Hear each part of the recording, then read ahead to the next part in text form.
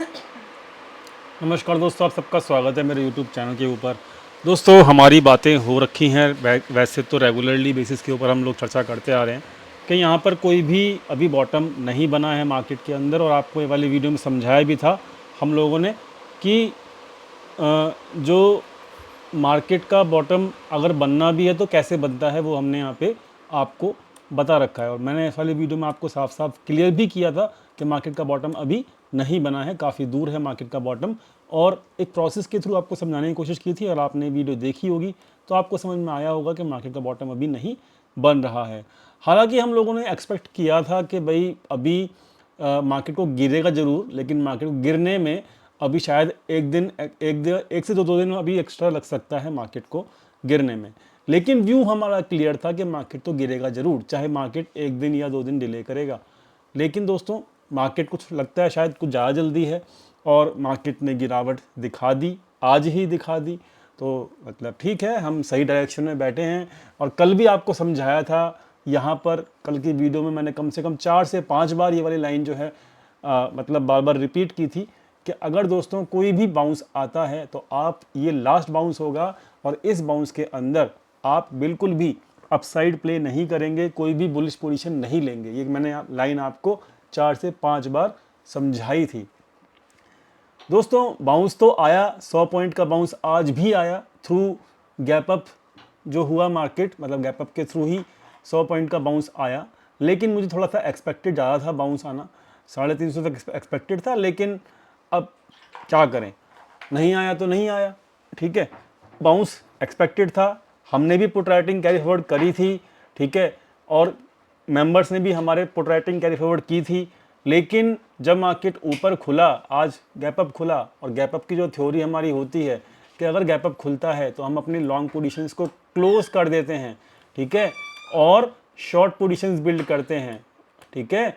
Gap up खुलने पे gap up get down theory क्या होती है? यही होती है ना कि अगर लॉन्ग आपके पास हैं तो उन्हें क्लोज कर दीजिए, क्योंकि गैप अप होने के बाद मार्केट नीचे की तरफ आना शुरू करती है। तो इसलिए वहाँ पर सबसे बड़ी अपॉर्चुनिटी ये थी कि लॉन्ग क्रिएट किए जो हैं ऑलरेडी हम लोगों ने, जो कल करके गए थे हम लोग लॉन्ग पोजीशंस कैरी फॉरवर्ड, उनको हमने क्लोज किया और वहाँ पर फिर शॉर्ट पोजीशंस क्रिएट की गई, ठीक है। ये आज का काम था, मेंबर्स के द्वारा किया गया। तो गैप अप के अंदर जो हमारी gap down gap up theory थी, उसने बहुत अच्छे से काम किया और मार्केट ने उसको फॉलो भी किया। और सिंपल सी बात है, मार्केट ने आज अच्छी गिरावट भी दिखाई। हालांकि दोस्तों, हम लोगों ने चर्चा ज़रूर कर रखी थी अपनी प्लैनेट्स के पोजीशंस के हिसाब से, और ये हमने ऑलरेडी मार्क किया हुआ था कि 12 तारीख को मार्केट एक नेगेटिव मूव दिखाएगी। अब वो इतना बड़ा नेगेटिव मूव दिखा देगी, ये थोड़ा सा एक्सपेक्टेड नहीं था, बट नेगेटिव तो मार्केट दिखाएगी, ये हमने डिस्कस कर रखा था। 8 तारीख को भी नेगेटिव था दिन, ठीक है। कुछ दिन पॉजिटिव थे, कुछ नेगेटिव थे, कुछ पॉजिटिव थे, कुछ नेगेटिव थे, ये दिन ऑलरेडी हमने डिस्कस कर रखे थे, ठीक है। तो दोस्तों, मार्केट वैसे ही चली। 12 तारीख का नेगेटिव दिन था एस्ट्रोलॉजी के हिसाब से, और 12 तारीख मार्केट में नेगेटिविटी आई, भरपूर आई, ठीक है, गैप अप खुलने के बाद भी आई। तो ओवरऑल हमारा व्यू बिल्कुल सही जा रहा है। हम लोग यहाँ से मतलब 2500 से हम लोग नेगेटिव बैठे हुए हैं, अगर आप रेगुलरली फॉलो कर रहे होंगे हम लोगों को तो। और रेगुलरली हम लोग यही कह रहे हैं, बुलिश नहीं होना है, मार्केट से निकलने की कोशिश करनी है और इस मार्केट से अभी दूर रहना है, ठीक है जी, समझ गए। तो प्राइस बहुत खतरनाक वाला बियरिश है, ठीक है। और एक बात बताना चाहूँगा कि यहाँ पर मार्केट के अंदर अब हम 200 डे मूविंग एवरेज के बिल्कुल नज़दीक पहुँच रहे हैं, ठीक है। तो 200 डेज मूविंग एवरेज के आसपास, जो कि 23,540 के आसपास है, हो सकता है यहाँ पर एक बार तो कम से कम मार्केट थोड़ा बहुत बाउंस दिखाने की कोशिश करे। बहुत बड़ा बाउंस एक्सपेक्ट मत करना, थोड़ा बहुत 300-400 पॉइंट यहाँ तक आने के बाद 300-400 पॉइंट का मार्केट बाउंस दे सकता है, क्योंकि 200 डेज मूविंग एवरेज को तोड़ने के लिए भी मार्केट को एक बार का दम नहीं, 2 से 3 बार का दम भरना होगा, ठीक है। तो ये वाली बात याद रखना। तो अभी जो अल्टीमेट लेवल है वो यही है, 200 डेज मूविंग एवरेज का लाइन, ठीक है। तो negative time period, sorry negative हमारा ये प्राइडिक्शन 200 डेज मूविंग एवरेज पास में है, प्राइडिक्शन जो है नेगेटिव है, और डाटा जो है वो भी भर भर के नेगेटिव है। आप देखेंगे डाटा पॉइंट जो है वो इस वक्त 16 लाख के आसपास पोजीशंस जो हैं रिटेल की भर भर के बुलिश हैं। तो ये लोग नहीं मान रहे हैं, ये लोग हर बॉटम को, रिटेल क्या कर रहा है, रिटेल एक ही काम कर रहा है कि जहाँ पर भी सिंगल डे ऐसा दिखता है ना पॉजिटिव, यहाँ पॉजिटिव दिखा, ये पॉजिटिव दिखा, कोई कैंडल दिख जाए बस ग्रीन कलर की, बस यही बॉटम है जी, ये समझ रहा है। और हर बॉटम पे वो क्या कर रहा है, बॉटम फिशिंग कर रहा है। कौन, रिटेल ट्रेडर्स। और बॉटम फिशिंग के चक्कर में वो अपनी लॉन्ग पोजीशंस को एवरेज भी कर रहा है, जिसकी वजह से इनकी पोजीशंस बहुत हैवी हो जा रही हैं। और यही मैं आपको समझा रहा हूँ, ऐसा नहीं करना है। अभी मार्केट का बॉटम बहुत दूर है और ये दोस्तों जो समझ गया वो बल्ले बल्ले, और हम लोग आपको रेगुलरली बेसिस के ऊपर दिखा भी रहे हैं। डाटा जो है नेगेटिव है, कल हो सकता है गैप डाउन खुले, गैप डाउन खुलेगा तो मार्केट के अंदर, गैप डाउन के अंदर, गैप डाउन होने के बाद जो है आपको शॉर्ट नहीं करना। हो सकता है मार्केट परफॉर्म करे कैसे कि गैप डाउन खुले, गैप डाउन के बाद एक बार यहाँ मार्केट ऊपर आए, फिर वहाँ से फिर नीचे गिरे। तो यहाँ पर दोनों तरफ की मूवमेंट कल, एक बार ऊपर आने के बाद और फिर नीचे गिरने के बाद, ऐसी टाइप की मूवमेंट आपको कल दिख सकती है। तो गैप डाउन खुलने के बाद वेट करना है, मार्केट को ऊपर आने देना है। अगर कोई प्राइजेशन बनता है नेगेटिव ऊपर आने के बाद, तभी शॉर्ट करना है। क्लियर होगी बात। तो ये था निफ्टी का एनालिसिस, डाटा मैंने आपको दिखा दिया है, ऑप्शन चेन मैंने आपको दिखा देता हूँ।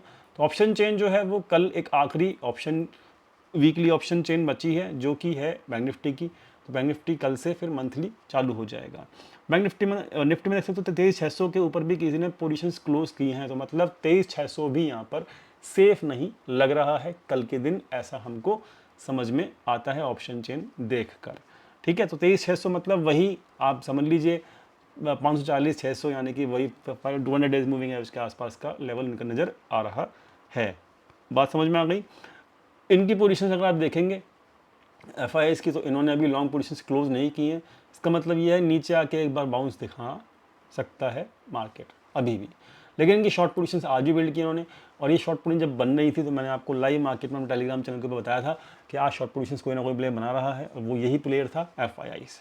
तो लाइव मार्केट में दिख जाता है कि कौन सा प्लेयर क्या करने की कोशिश कर रहा है, वो मैंने आपको समझाया भी था। तो इसलिए टेलीग्राम चैनल का जो लिंक है डिस्क्रिप्शन में दिया हुआ है, ज्वाइन जरूर करिएगा। ठीक है, तो आज शॉर्ट पोजीशन बनी है तकरीबन 12,000 के आसपास, और इनकी शॉर्ट पोजीशन अभी भी होल्ड हैं। HDFC बैंक हमने कल बात की थी कि इसका टाइम पीरियड ख़राब आ चुका है, तो आप देख सकते हो इसका टाइम पीरियड कितना गंदा वाला ख़राब आया है, और इसने हमारा लेवल 1740 का तोड़ा। उसके बाद इसने क्या मूव दिखाया है खतरनाक, तो अब ये नेगेटिव हो चुका है। इसका लेवल कम से कम 1675 के आसपास का टारगेट इसके अंदर बनता है। ठीक है, बात कर लेते हैं फटाफट से बैंक निफ्टी। बैंक निफ्टी क्या, बैंक निफ्टी बहुत वीक है। बैंक निफ्टी का टारगेट जो है कम से कम यहाँ बनता है 50,500 का। ठीक है, तो बैंक निफ्टी बहुत वीक हो गया है, HDFC बैंक बहुत वीक हो गया है। रिलायंस संभलने की कोशिश कर रहा है, बट इसने अभी कोई कैंडल ऐसी नहीं दिखाई जो इसमें बाउंस आ सके। तो ओवरऑल कहानी यही है कि अभी सेलोन राइज ही चलेगा, लेकिन 24,500 के आसपास मार्केट जो है वो 23,500 के आसपास जो मार्केट 200 डेज का मूविंग एवरेज, उस पर ख्याल रखना, वहाँ से एक बाउंस आ सकता है। सेलिंग आज भी की है FIS ने। दोस्तों ओवरऑल जो व्यू है समझ में आ गया होगा। गैप डाउन खुलने के बाद वेट करना है बाउंस का, और उसके बाद ही हम लोग यहाँ पे शॉर्ट